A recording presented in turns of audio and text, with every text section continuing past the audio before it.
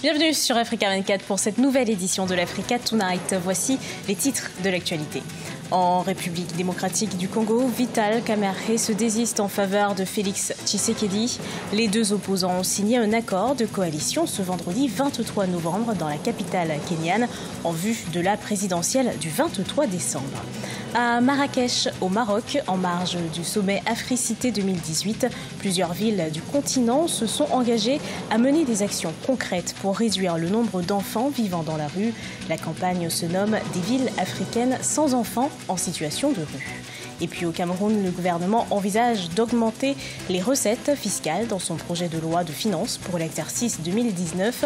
Objectif avancé, la réduction de l'endettement et le respect des engagements pris avec le Fonds monétaire international.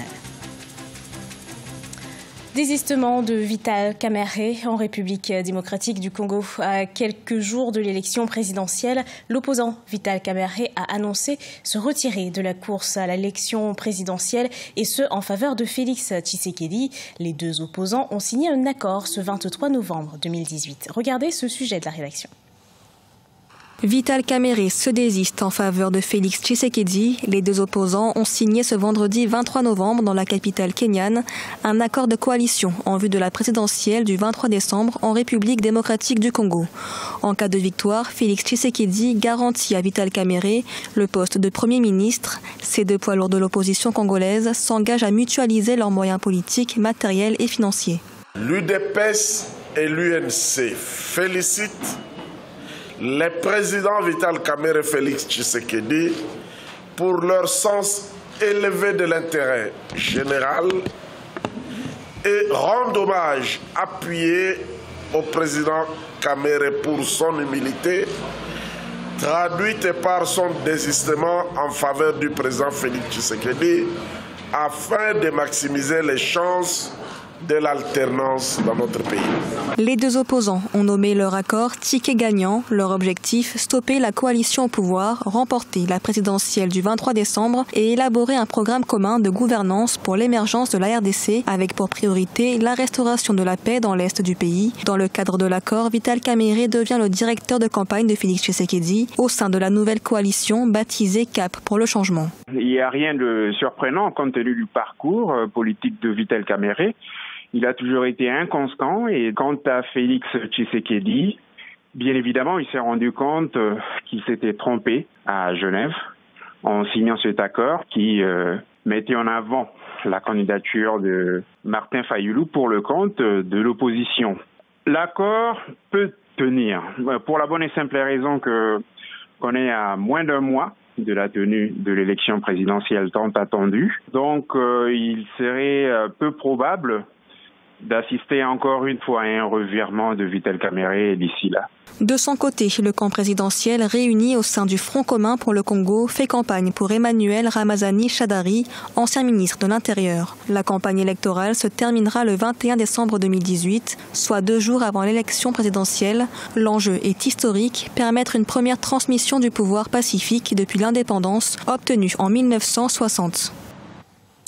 Unis, nous sommes forts, divisés, nous sommes faibles. Ce sont les mots du président de la plateforme Alliance des mouvements du Congo, André Claudel Lubaya. Il appelle à une union de l'opposition entre Martin Fayulu et Félix Tshisekedi. Une union autour d'un objectif commun, augmenter les chances de l'opposition de remporter l'élection présidentielle face au candidat du Front commun pour le Congo, Emmanuel Ramazani Shadary. Pour André Claudel Lubaya, à 27 jours des élections, une union est encore possible au sein de l'opposition. Les villes africaines se mobilisent en faveur des enfants des rues. En marge du 8e sommet Africité de Marrakech, au Maroc, plusieurs villes africaines ont signé des conventions pour éradiquer ce phénomène. Des conventions qui seront matérialisées par des actions concrètes, selon la présidente de l'Observatoire national des droits de l'enfant, la princesse Lala Meriem. Reportage de nos envoyés spéciaux Graziella Tchakounte et Amadou Djoya. Pas invisible. Tel est le slogan de la campagne des villes africaines sans enfants en situation de rue, lancée ce samedi 24 novembre à Marrakech par son Altesse royale Lala Meriem en marge du sommet Africité 2018. Objectif affiché, mobiliser le plus grand nombre de cités et de territoires africains pour des actions tangibles et concrètes, à l'heure où un enfant de la rue sur 4 est africain. Et pour passer de la parole à l'acte, 3 conventions de partenariat ont été signées. Aujourd'hui, nous avons vu la signature de 3 conventions qui concrétisent cet engagement. Tout d'abord, la signature entre l'Observatoire national des droits de l'enfant et cités gouvernements locaux unis d'Afrique. La deuxième convention ou d'accord de partenariat était entre l'UNICEF et l'ONDE pour s'assurer qu'on capitalise sur les bonnes pratiques et les expériences d'autres pays et d'autres continents et qu'on s'assure que les outils que nous implémenterons seront les bons. Enfin, une convention multipartite nationale pour que nous créions un cadre fédérateur horizontalement et verticalement, qui met l'enfance au cœur, mais qui aussi met les acteurs devant leur redevabilité, chacun selon ses moyens et ses responsabilités. Un défi de taille, mais à portée de main, à condition que les actions menées soient immédiates et efficaces, mais surtout cohérentes et inclusives. L'UNICEF est tout à fait prêt à appuyer, à amener un appui financier, mais aussi un appui d'expertise technique afin d'assurer que ce projet va faire ce que ce projet a l'ambition, c'est d'aider les enfants les plus vulnérables. Je ne suis pas invisible. Mais encore faut-il que les autres États suivent le pas du Maroc en plaçant l'enfant au cœur de leur politique urbaine. La Côte d'Ivoire, par exemple, se dit d'ores et déjà engagée dans cette voie. Le gouvernement ivoirien, à travers plusieurs ministères, le ministère de la Solidarité, le ministère de la Famille et de l'Enfance, travaille là-dessus. On a aussi un service, un secrétariat d'État en charge du service civique qui est chargé de la réinsertion de ces jeunes gens. C'est pour vous dire que c'est une priorité du gouvernement ivoirien. L'heure est donc à l'action.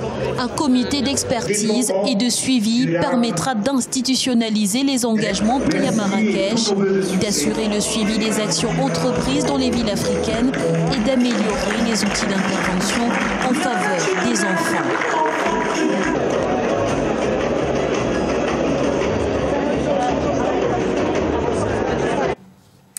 Au Cameroun, le gouvernement mise sur l'augmentation des recettes fiscales pour maîtriser l'endettement du pays et respecter les engagements pris auprès du Fonds monétaire international. Cette hausse des recettes fiscales inscrite dans le projet de loi de finances 2019 inquiète une partie des opérateurs économiques. Les précisions d'Ange Bijounomagno.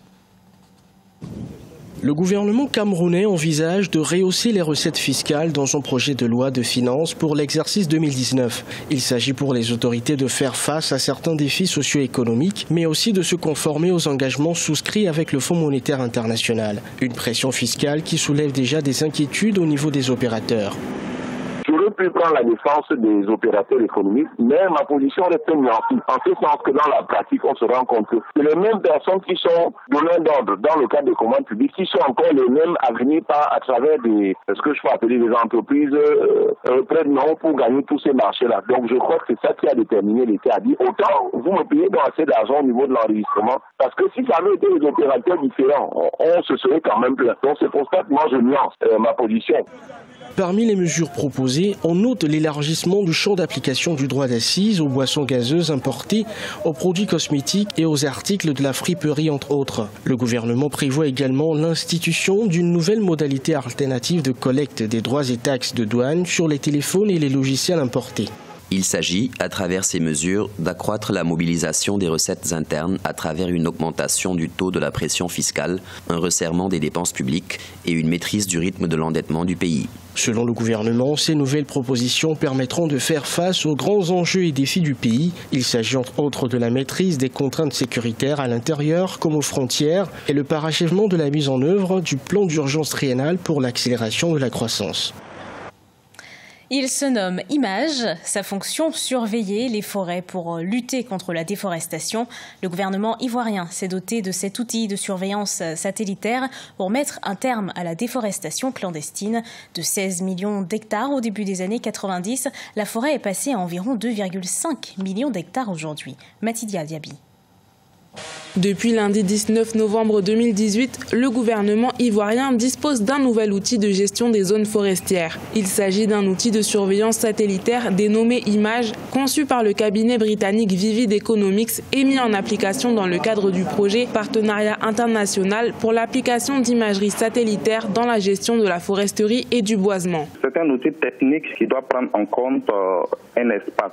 Alors il nous faudra faire l'état des lieux sur le plan de la forêt, mais aussi l'état des différents secteurs qui touchent directement à la dégradation de nos forêts. Il nous faut fédérer surtout les organisations de la société civile et les différents acteurs autour de cet outil pour que ceux-ci puissent s'approprier effectivement cet outil et contribuer à la lutte contre la dégradation de nos forêts en Côte d'Ivoire. Cet outil de surveillance satellitaire devrait donc aider le gouvernement à lutter contre le changement climatique. Outre la lutte contre la déforestation clandestine, il permettra également une planification plus proactive des terres grâce à l'exploitation de données précises. Étant donné que c'est un outil technique, il nous faut faire un transfert de technologie, renforcer les capacités des différents acteurs qui doivent utiliser ce document et surtout nous, organisations de la société civile, pour que nous puissions nous imprégner de ce document, de cet outil et accompagner ce processus, aller au contact des populations pour prévenir tous les conflits qui peuvent être liés à la dégradation de forêts.